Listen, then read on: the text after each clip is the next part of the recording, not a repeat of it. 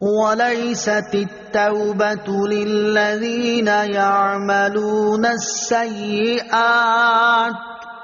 حَتَّى إِذَا حَضَرَ أَحَدَهُمُ الْمَوْتُ قَالَ إِنِّي تُبْتُ الْآنَ وَلَا الَّذِينَ يَمُوتُونَ وَهُمْ كُفَّارٌ أُولَئِكَ أَعْتَدْنَا لَهُمْ عَذَابًا أَلِيمًا۔ ترجمہ: اور ان لوگوں کی توبہ نہیں جو گناہوں میں لگے رہتے ہیں، یہاں تک کہ جب ان میں کسی کو موت آئے تو کہنے لگے اب میں نے توبہ کی، اور نہ ان لوگوں کی کوئی توبہ ہے جو کفر کی حالت میں مرے، ان کے لیے ہم نے دردناک عذاب تیار کر رکھا ہے۔ وَلَيْسَتِ التَّوْبَةُ، اور توبہ قبول نہیں۔ اوپر والی آیت میں توبہ کی قبولیت کا جو وعدہ گزرا اس کی وضاحت کر دی گئی۔ اب ان افراد کے بارے میں بتایا جا رہا ہے کہ جن کی توبہ قبول نہ ہوگی۔ آیت میں سیئات سے مراد گناہ ہوں تو مانا یہ ہوگا کہ جو لوگ کفر کے علاوہ دیگر گناہوں میں ملوث رہے، جب موت کے آثار ظاہر ہوئے، عذابات الہی کا مشاہدہ کر لیا اور روح حلق تک آ پہنچی، اب توبہ کریں تو مقبول نہیں، لیکن یہ وقت آنے سے پہلے ایک لمحہ پہلے بھی اگر توبہ کر لی تو قبول ہے۔ اور اگر ان مسلمانوں کی توبہ مقبول نہ بھی ہو تب بھی وہ افراد ہمیشہ جہنم میں نہ رہیں گے۔ اللہ تعالیٰ چاہے تو انہیں بخش دے، چاہے تو سزا دے، لیکن سزا پوری ہونے کے بعد جنت میں جائیں گے۔ البتہ وہ لوگ جو کافر مرے، قیامت کے دن ان کی توبہ قبول نہیں، یعنی کسی صورت نجات نہ پائیں گے، ہمیشہ ہمیشہ جہنم کے عذاب میں مبتلا رہیں گے۔ ایک قول یہ ہے کہ آیت میں سیئات سے مراد کفر ہے۔ اس صورت میں معنی یہ ہوگا کہ وہ کفار جو موت کے آثار دیکھ کر، یعنی غیب کا مشاہدہ کرنے کے بعد اپنے کفر سے توبہ کریں اور اپنے ایمان کا اقرار کریں تو ان کی یہ توبہ اور اقرار ایمان قابل قبول نہیں۔ ایسی توبہ تو فرعون نے بھی کی تھی۔ یوں ہی وہ لوگ جو حالت کفر میں مر گئے، یعنی بوقت موت بھی توبہ نہ کی، تو وہ ہمیشہ کے لیے جہنم کی سزا پائیں گے۔ کافر کے لیے دعائے مغفرت کرنے کا شرعی حکم، جو کسی کافر کے لیے اس کے مرنے کے بعد اس کے کفر کا علم ہونے کی صورت میں دعائے مغفرت کرے، یا کسی مردہ مرتد کو مرحوم یا مغفور کہے، یا کسی مرے ہوئے ہندو کو بے کنٹھ باشی یعنی جنتی کہے، وہ خود کافر ہے۔ اللہ تعالیٰ ارشاد فرماتا ہے: ما كان للنبي والذين آمنوا أن يستغفروا للمشركين ولو كانوا أولي قربى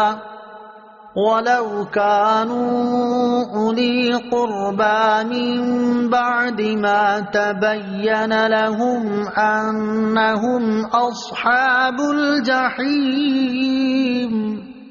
ترجمہ: نبی اور ایمان والوں کے لیے لائق نہیں کہ مشرکوں کے لیے مغفرت کی دعا مانگے، اگرچہ وہ رشتہ دار ہوں، جبکہ ان کے لیے واضح ہو چکا ہے کہ وہ دوزخی ہیں۔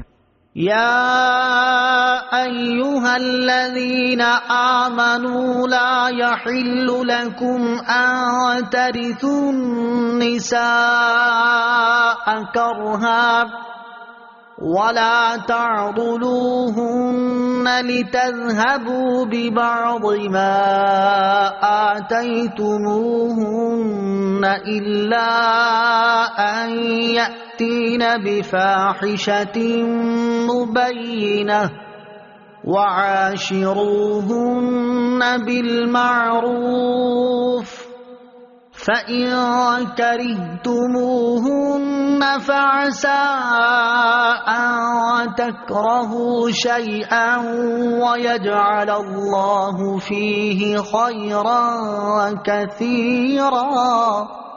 ترجمہ: اے ایمان والو، تمہارے لیے حلال نہیں کہ تم زبردستی عورتوں کے وارث بن جاؤ، اور عورتوں کو اس نیت سے روکو نہیں جو مہر تم نے انہیں دیا تھا ان میں سے کچھ لے لو، سوائے اس صورت کے کہ وہ کھلی بے حیائی کا ارتکاب کریں، اور ان کے ساتھ اچھے طریقے سے گزر بسر کرو۔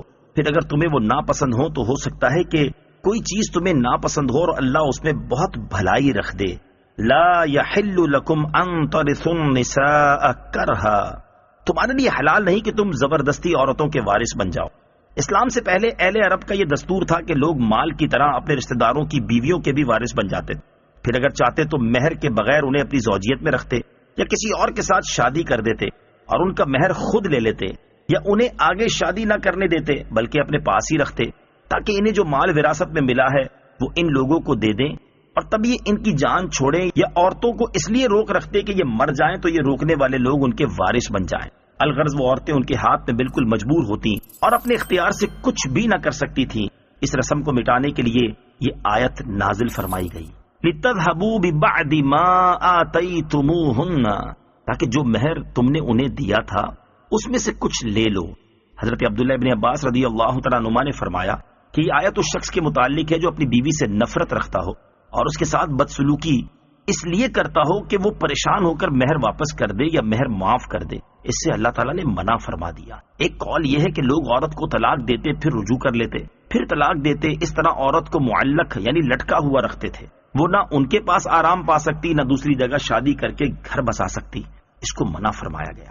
بیویوں پر ظلم و ستم کرنے والے غور کریں، یہاں جو حالات زمانہ جاہلیت کے بیان کیے جا رہے ہیں ان پر غور کریں کہ کیا انہی حالات پر اس وقت ہمارا معاشرہ نہیں چل رہا؟ بیویوں کو تنگ کرنا، جبری طور پر مہر معاف کروانا، ان کے حقوق ادا نہ کرنا، ذہنی اذیتیں دینا، کبھی عورت کو اس کے ماں باپ کے گھر بٹھا دینا اور کبھی اپنے گھر میں رکھ کر بات چیت بند کر دینا، دوسروں کے سامنے ڈانٹ ڈپٹ کرنا، لتاڑنا، جھاڑنا وغیرہ۔ عورت بیچاری شوہر کے پیچھے پیچھے پھر رہی ہوتی ہے اور شوہر صاحب فرعون بنے آگے آگے جا رہے ہوتے ہیں۔ عورت کے گھر والوں سے صراحتاً بیوی کے ذریعے نت نئے مطالبے کیے جاتے ہیں، کبھی کچھ دلانے اور کبھی کچھ دلانے کا۔ الغرض ظلم و ستم کی وہ کون سی صورت ہے جو ہمارے گھروں میں نہیں پائی جا رہی؟ اللہ عز و جل کرے کہ قرآن کی آیتیں ان لوگوں کو سمجھ آ جائیں اور وہ اپنی اس بری روش سے باز آ جائیں۔ نیز ان آیات کی روشنی میں وہ لوگ بھی کچھ غور کریں جو اسلام سے شرمندہ سے رہتے ہیں اور ڈھکے چھپے الفاظ میں کہتے ہیں کہ اسلام میں عورتوں پر بہت سختیاں ہیں۔ وہ دیکھیں کہ اسلام میں عورتوں پر سختیاں کی گئی ہیں یا انہیں سختیوں سے نجات دلائی گئی ہے۔ فَعَسَىٰ أَن تَكْرَهُوا شَيْئًا، تو ہو سکتا ہے کوئی چیز تمہیں ناپسند ہو۔ گھروں کو امن کا گہوارہ بنانے کے لیے ایک بہت عمدہ نفسیاتی طریقہ بیان کیا جا رہا ہے۔ بیوی کے حوالے سے فرمایا گیا کہ اگر بد خلقی یا صورت اچھی نہ ہونے کی وجہ سے عورت تمہیں پسند نہ ہو تو صبر کرو اور بیوی کو طلاق دینے میں جلدی نہ کرو، کیونکہ ممکن ہے کہ اللہ تعالیٰ اسی بیوی سے تمہیں ایسی اولاد دے جو نیک اور فرما بردار ہو، بڑھاپے کی بے کسی میں تمہارا سہارا بنے۔ مثبت ذہنی سوچ کے فوائد۔ یہ طریقہ صرف میاں بیوی کے تعلقات میں نہیں بلکہ زندگی کے ہزاروں معاملات میں کام آتا ہے۔ اس طریقے کو مثبت ذہنی سوچ کہتے ہیں۔ یعنی اگر کسی کام یا چیز میں خرابی کی کوئی صورت پائی جا رہی ہے تو اس کے اچھے پہلوؤں پر بھی غور کر لو۔ ہو سکتا ہے کہ اچھے پہلو زیادہ ہوں یا اچھا پہلو زیادہ فائدہ مند ہو۔ مثلا کسی کی بھی بیوی بدصورت ہے لیکن اسی سے آدمی کو نیک اولاد حاصل ہے، یہاں اگر بدصورتی کو گوارا کر لے تو اس کی زندگی امن سے گزرے گی، لیکن اگر طلاق دے دے تو نتیجہ یہ نکلے گا کہ بیوی تو چھوٹ ہی جائے گی لیکن اس کے ساتھ بچے بھی چھوٹ جائیں گے، اور ساری زندگی ایسی تلخیوں، ذہنی اذیتوں، اولاد کے حصول کی جنگ اور حقوق کی لڑائی میں گزرے گی کہ 14 طبق روشن ہو جائیں گے۔